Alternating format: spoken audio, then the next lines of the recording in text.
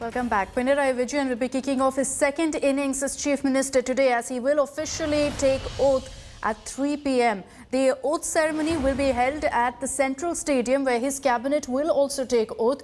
Vijayan's cabinet will feature 21 faces, all of them new faces, including his son-in-law Mohammad Riaz.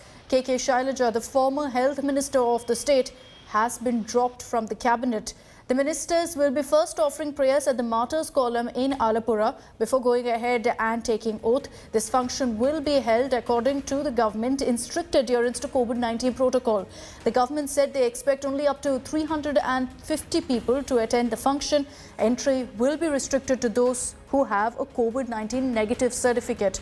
UDF leaders, meanwhile, have announced that they're going to be attending the ceremony virtually.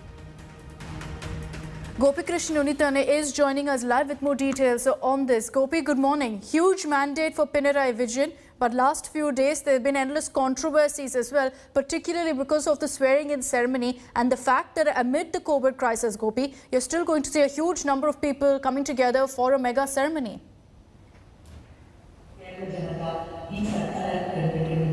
Well, very good morning, Akshita. Right now, I am at the Central Stadium, which is the venue for the swearing-in ceremony for Pinarayi Vijayan government or the LDF government 2.0. As you can see behind me, the stage is almost set. The final touch-ups are being done. And this is the kind of arrangement that's made here. You can see the grand stage over there with a very long LED video wall, and over here is the space, is actually seating arrangement for the people who are going to attend this program.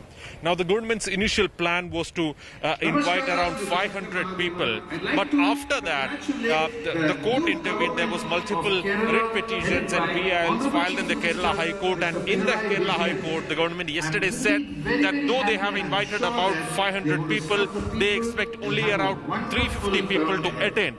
The court has categorically said that the government should instruct the MLAs not to bring their families so that the MLAs can be here at this function, but their families can actually attend this function or view this function through multiple other mediums like television or online platforms. Now, for the moment, that controversy has ended because the court has given a mandate that they can go ahead with this function, but the government should adhere to the strict COVID-19 protocols. The remaining controversy, or the other controversy, was regarding the cabinet. Now, we know that the 21-member cabinet will be taking oath today, except for Pinarayi Vijayan, A.K. Shashindran and K. Krishnankuti. These are two other ministers from the other parties in the LDF. All the other ministers, be it from the CPI or CPIM, are going to be new faces. There was a huge surprise and shock when this news came that KK Shailaja, Kerala's COVID-19 slayer, as she was being described, was dropped. There was a huge controversy, but this government and the LDF is defending by saying that, look, we have inducted new faces to ensure that the second generation of the party gets an early exposure into legislative politics, and we have brought another woman, Veena George, as the health minister of the state.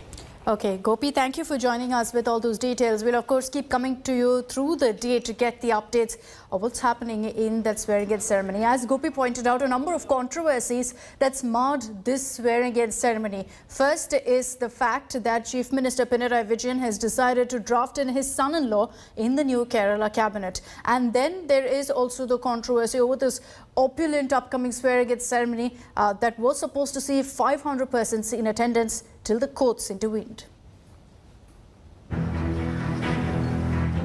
There's no denying his achievement.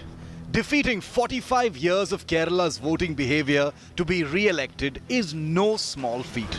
But Pinarayi Vijayan now faces twin storms of criticism. One, over his decision to draft in his son-in-law in the new Kerala cabinet. And two, over Pinarayi's opulent upcoming swearing-in ceremony that will see 500 persons in attendance. If the high-profile dropping of Shailaja teacher as health minister wasn't bad enough, the two fresh issues are definitely drawing fire at the Kerala chief minister. It is a policy decision that no one should continue to the next cabinet. And all the ministers were not there, and it is a very good decision, and it's a chance for the freshcomers, and they are coming, and I appreciate it, and I welcome the newcomers. Of all Indian political parties, the left has largely steered clear of nepotism charges. But a strengthened Pinarayi Vijayan has chosen to weather that storm. Son-in-law Mohammad Riaz is the Democratic Youth Federation of India chief. The son of a police officer, Riaz has risen well through the ranks. In 2020, he married Pinarayi Vijayan's daughter T. Veena. But his anointment as a minister now, within a year of that marriage, possibly for the first time in Kerala, has raised many an eyebrow. I will do my level best, always think about the people, always work for the people, always work for the comrades of LDF who had a great job in this election work. The second wave of criticism against Pinarayi is over his scheduled swearing in on May the 20th.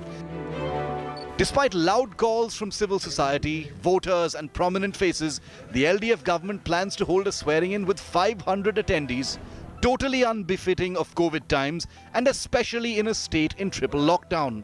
The issue has become big enough for a writ petition to be filed against it. There is no threat to powerful Pinarayi. With his LDF staying in power in a historic and thumping election victory, he faces no trouble to his chair. But his first steps have energized his critics and even his admirers. With Gopi Krishnan Unithan in Thiruvananthapuram, Bureau Report, India Today.